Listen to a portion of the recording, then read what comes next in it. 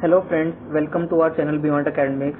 Today we will find log and anti-log value by using log tables.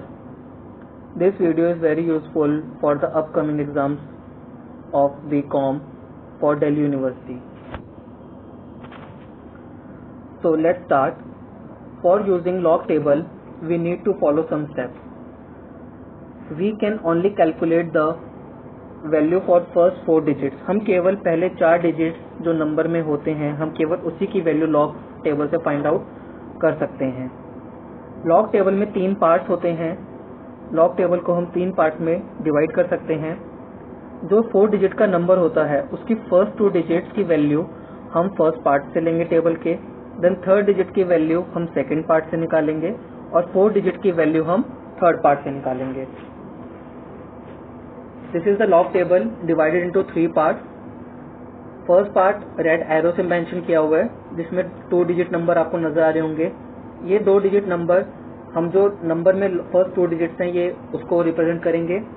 जो third digit की value होगी वो second part से आएगी. थर्ड डिजिट आपका 0 से लेकर 9 तक कोई नंबर होगा और जो 4 डिजिट होगी वो नंबर आपका 1 या 1 से लेके 9 तक कोई भी नंबर हो सकता है. उसकी वैल्यू हम कॉरेस्पॉन्डिंगली फाइंड करेंगे. अब इसमें एक प्लेस ऑफ डेसिमल बहुत इंपॉर्टेंट होता है. किसी भी नंबर में डेसिमल से पहले अगर केवल एक डिजिट होता है तो जो वैल्यू हम टेबल से फाइंड करते हैं उसमें 1 ऐड करते हैं और इसको हम करेक्टरिस्टिक बोलते हैं. जो वैल्यू हम टेबल से फाइंड करते हैं उसको हम बोलते हैं मैंटिसा. अगर डेसिमल से पहले 2 डिजिट्स होती हैं नंबर में तो हम 1 ऐड करते हैं. सेम वे में अगर 3 डिजिट्स होती हैं तो 2 ऐड करते हैं एंड सो ऑन. जैसा कि आप देख सकते हैं जो हमने डेसिमल के बाद वैल्यू निकाली है बेसिकली वो मैंटिसा जो है वो टेबल से फाइंड करते हैं. उसके बाद हम डेसिमल प्लेस करते हैं उसके आगे. और जो करेक्टरिस्टिक है वो डिपेंड करता है number of digits before decimal in the number. जैसे लॉग 15 2 डिजिट नंबर है डेसिमल से पहले, यानी कि इसमें केवल 2 डिजिट्स हैं तो इसमें हमने 1 ऐड किया. 150 3 डिजिट का नंबर हो गया तो हमने 2 ऐड किया. एग्जाम्पल देखते हैं 15.27 4 डिजिट नंबर है और डेसिमल से पहले 2 डिजिट्स हैं यानी कि 1 और 5. देखते हैं जो फर्स्ट 2 डिजिट्स है 1 5 वो हमने फर्स्ट पार्ट से निकाला. 15 वो हमने फर्स्ट पार्ट में ढूंढ लिया उसको. फिर हम चलते हैं थर्ड डिजिट की तरफ जो कि है हमारा 2. अब जो 2 की वैल्यू है वो हमको सेकंड पार्ट से निकालनी पड़ेगी टेबल के. This is the second part 15 correspondingly 15th row second column 1818 हमारी वैल्यू आ गई. अब हम चलते हैं 4 डिजिट की तरफ जो कि है हमारा 7. 4 डिजिट की वैल्यू 7 की वैल्यू हम थर्ड पार्ट ऑफ टेबल से निकालेंगे मीन डिफरेंस वाले पार्ट से. 15th रो में हम थर्ड पार्ट में 7th कॉलम के नीचे देखेंगे वैल्यू है हमारी 20. अब नेक्स्ट स्टेप क्या होगा, जो वैल्यू हमने थर्ड स्टेप से निकाली थर्ड डिजिट से वैल्यू निकाली हमने 1818 और जो वैल्यू हमने 4 डिजिट की निकाली 20. नेक्स्ट स्टेप में हम इन दोनों वैल्यूज को ऐड करेंगे 1818 प्लस 20 तो 1527 की टेबल से वैल्यू कितनी आई 1838. जो वैल्यू हमने टेबल से फाइंड करी उसको हम बोलते हैं मैंटिसा.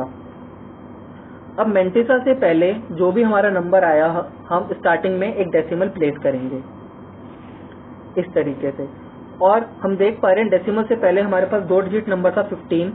तो जब 2 डिजिट्स होती हैं तो हम करेक्टरिस्टिक 1 ऐड करते हैं तो नंबर हमारा लॉग की वैल्यू क्या आई 1.1838. सेम वे में सपोज हमारा नंबर होता 152.7. डेसिमल से पहले 3 डिजिट नंबर है तो हमने 1527 की वैल्यू टेबल से निकाली 1838 और डेसिमल से पहले 3 डिजिट नंबर था तो हमने कितना ऐड किया 2. सेम वे में अगर लॉग 1527 निकालना होता तो उसकी वैल्यू होती 3.1838. अगर हमको लॉग निकालना होता 152 का, अभी 3 डिजिट नंबर है हमारे पास 4 डिजिट है ही नहीं तो हम लेफ्ट हैंड साइड से स्टार्ट करेंगे. हमने फर्स्ट 2 डिजिट 15 लिए और थर्ड डिजिट जो 2 है इसकी वैल्यू टेबल में थी 1818. हमने वो वैल्यू लिखी 1818 is the value. Decimal place किया और 2.1818 हमारी वैल्यू हो गई लॉग 152 के लिए. आई होप लॉग की वैल्यू आपको आ गई होगी निकालना टेबल से. अब हम चलते हैं एंटी लॉग की तरफ. एंटी लॉग में जो भी हमारे पास नंबर होता है आफ्टर द डेसिमल जो वैल्यूज होती हैं हम केवल उन्हीं का ही एंटी लॉग फॉलो करते हैं।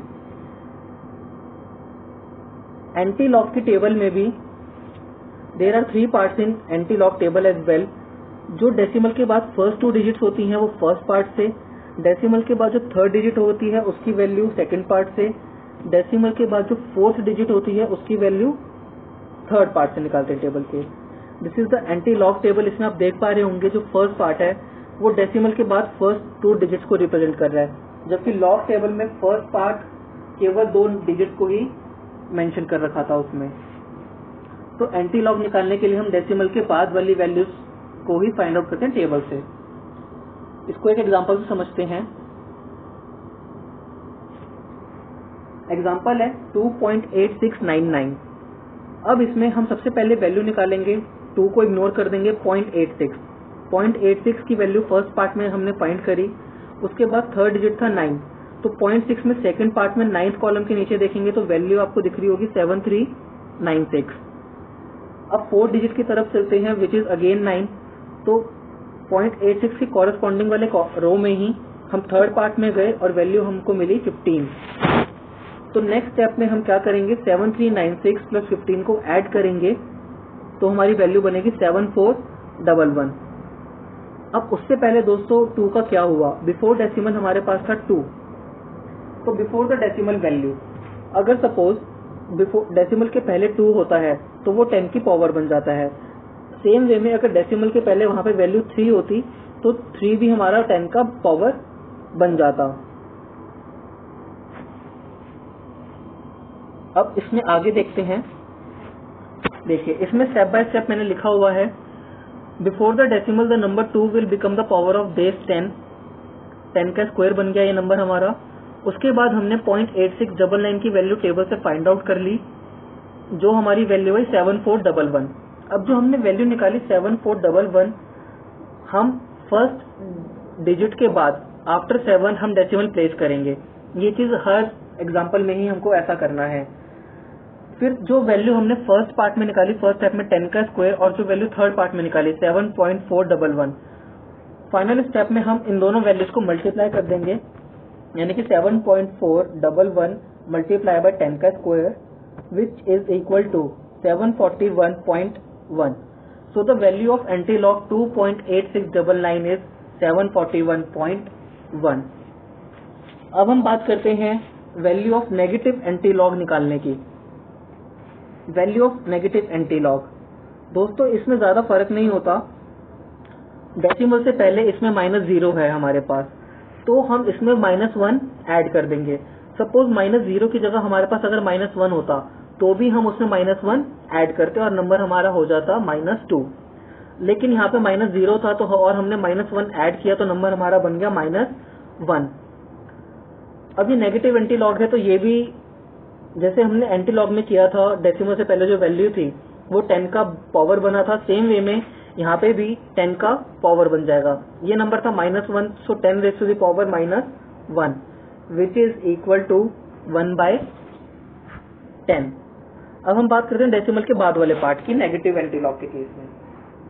जो डेसिमल के बाद वाला पार्ट होता है नेगेटिव एंटी लॉग में, उस वैल्यू को हम 1 में से सब्ट्रैक्ट करते हैं। 1 माइनस 0.1301 इज इक्वल टू 0.8699, और 0.8699 की वैल्यू हम जैसे नॉर्मल एंटी लॉग की वैल्यू हम निकालते हैं पॉजिटिव एंटी लॉग की, सेम वे में हम 0.8699 की वैल्यू फाइंड आउट करेंगे विच वॉज 7.411, जैसा कि हमने पीछे अभी निकाला था 7.411 थर्ड स्टेप में आप देख सकते हैं।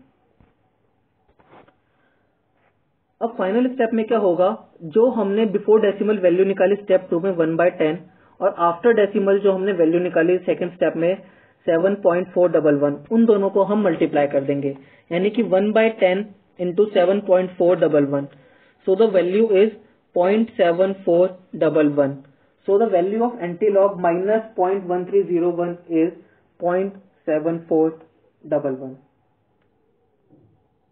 आई होप आप लोगों को ये वैल्यू क्लियर हो गई होंगी कि एंटी लॉग, लॉग और नेगेटिव एंटी लॉग कैसे फाइंड आउट करते हैं। स्टिल अगर किसी को की कोई क्वेरी है तो हमें कमेंट सेक्शन में तो हमें कमेंट सेक्शन में बता सकता है, हम उसको रिजॉल्व करने की पूरी कोशिश करेंगे। और आप लोग हमारे गूगल क्लासरूम से भी जुड़ सकते हैं। उसके लिए आपको बस हमें एक नंबर पर व्हाट्सएप करना पड़ेगा जो नीचे वीडियो के डिस्क्रिप्शन में गिवन है, और आप वहां पे भी हमसे डायरेक्ट क्वेरी अपनी पूछ सकते हैं किसी भी क्वेश्चन को regarding. Thank you. Please like, subscribe and comment and